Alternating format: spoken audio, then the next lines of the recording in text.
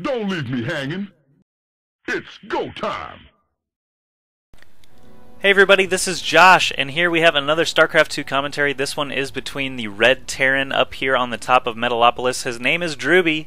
He's from Canada. He is a co-leader and member of Root Gaming. His clan's website is root-gaming.com. There's a ton of replays up there from all of the Root Gaming guys, including QBKaki, QXC, Slush, Cats, drewbie himself, and more.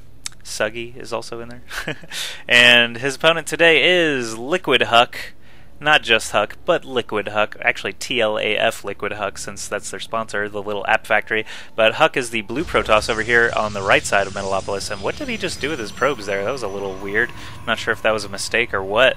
Spamming APM sometimes can cause you to select all your probes to build a single pylon, and that shift was just a little out of the ordinary. And I'm going to set my thing to busy. I could swear I already was, but whatever. Oh, and that guy that just came online there, that was Silver. He's playing WoW. He's retired from StarCraft 2.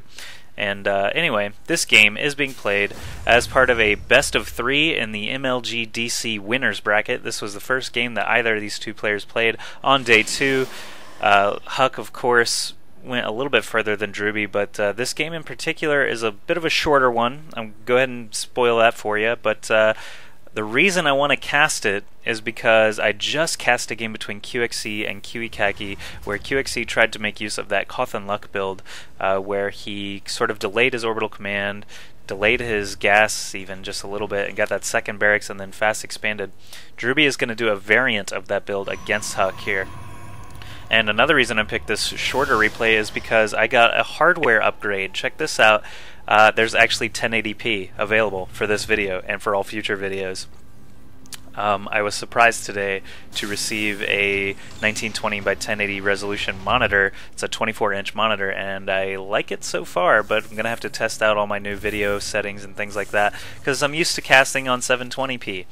Anyway, so drewbie is not going to be delaying his orbital command. He's actually not even getting that tech lab until after his first Marine now. Actually, QXC did that as well in that other game, so that's not too bad of a thing there. And HuK, of course, is going to do his very standard Protoss build, and because it's HuK, I imagine we're going to be seeing a robotics facility sometime soon. He likes to go either 1 gate or 2 gate into that robotics facility, building a pylon way over here just so he has good coverage against Reapers. That's why this pylon's way over here, so he can spot that Reaper hopping up if it does come quickly. And of course, drewbie has a Marine scouting around over here looking for proxy pylons. Does not want to be proxy gated, although HuK, of course, is not really notorious for that or anything. drewbie also adding on 2 and 3 barracks right now, so he's going up to 3 barracks. Has not started getting a Reaper yet. Instead, just a Marauder, a Marine, and now a second Marauder coming out of this tech labbed barracks. It looks like drewbie is choosing to build the Reaper last out of this combination here. drewbie did scout out HuK, but HuK had a Zealot ready to ward him off. Now there's a Stalker coming, and it is completed. He's getting a second Stalker. Also researching warp gates, of course.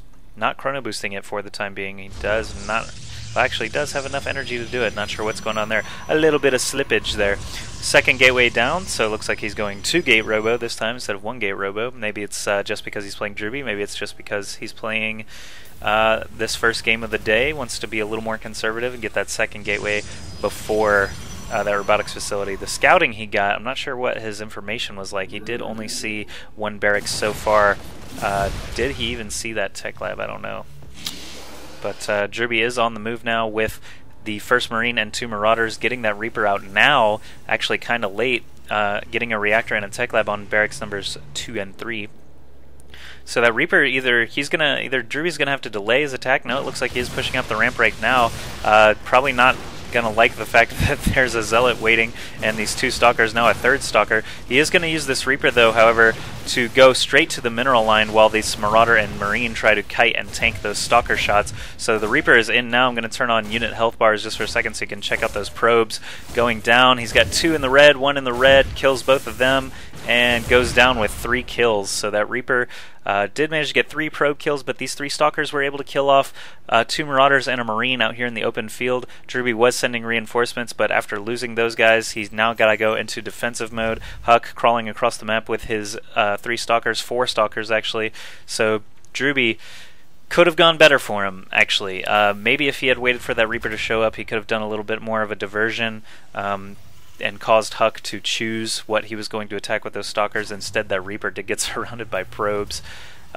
So didn't go too well there for drewbie, and I spoke like a robot a little bit, but drewbie has lost more in resources than HuK did, even though HuK's lost more units overall. And one thing you're going to notice about drewbie's variant, the drewbie build of the Cawthon Luck build, no expansion, just three barracks into that factory, going to be going for medevacs a bit faster than QXC did, but no expansion. And he actually sent this SCV over here to scout to make sure HuK has not tried to expand yet either. And the robotics facility did come after that second gateway. Sorry, I wasn't there to look at it, but he basically just made an observer, which is now hovering over drewbie's front lines here.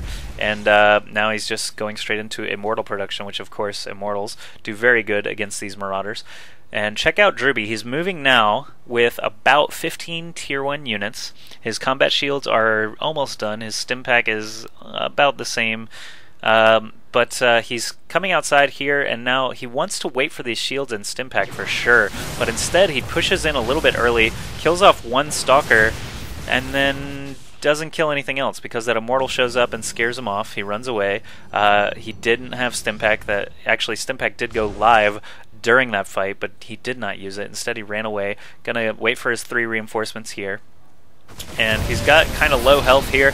Good force fields by HuK. We saw Kiwikaki try to force field like this in the game against QXC and actually didn't manage to pin anything. This split was actually quite effective. That Immortal almost went down. He lives with 2 health, but he does have 2 kills, and this one up here on the high ground has 4 kills. drewbie is now having to retreat back to his base. HuK with the unit advantage, the food advantage. He's got 59 against 44 right now. He's got the worker advantage, 32 probes to 30, and basically he's got a standing army while drewbie is forced to retreat all the way back into his base. drewbie pulls a bunch of SCVs here to try and defend against what he thinks is about to be coming up his ramp. Instead, HuK content to just park his Overseer right here as Observer, not Overseer. Good lord, Josh. Anyway, content to park that Observer right there, take a few shots on the supply depot, and just linger.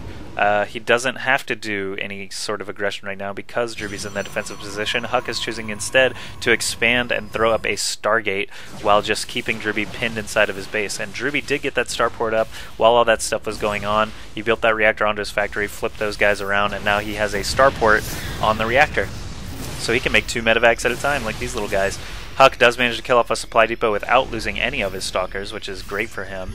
drewbie scans right here to take out that Observer, so no more spotting out of that little guy. HuK already building another Observer up here in that production tab, but his Nexus is getting there. Stargate is getting there. More Immortals coming all the time. And drewbie starting to move out of his base again. He thinks maybe that he's warded HuK away from his front lines, but really this force is pretty meager compared to the couple of Immortals and lots of Stalkers that HuK has here. And now a Phoenix starting to come out. Oh, check this out. drewbie actually sent a medevac around here with 4 Marauders in it, but HuK spotted it with this probe here at the Zelnaga Tower, so drewbie is thinking twice. He's actually sending his main force home and his dropship home. He realized basically HuK knew all about it. He sent his units back already to deal with that. Look at all these Stalkers waiting here to try and fight off that medevac and those Marauders. But more Immortals are here now. Keeps warping in tier 1 units. And HuK just getting farther and farther ahead here with that base up and running. He's at 84 food now against drewbie's 77. And drewbie just kind of walking aimlessly around the middle of the map. Here he does have more medevacs out now. He's actually salvaging his bunker, pulling almost all of his SCVs. Check out all these SCVs right here. About 13 of them total coming to auto-repair these medevacs and soak some shots in this sort of all-in attack here of drewbie. So he's going to stim up quickly. Guardian Shield, good job by HuK. Force Field's good, keeping all these Marauders and Marines from getting a good arc. drewbie tries to move back. He's picking off these Zealots in the front line, but that's really about all he's able to do. All those SCVs died incredibly quickly, and this Phoenix still alive, taking out this medevac.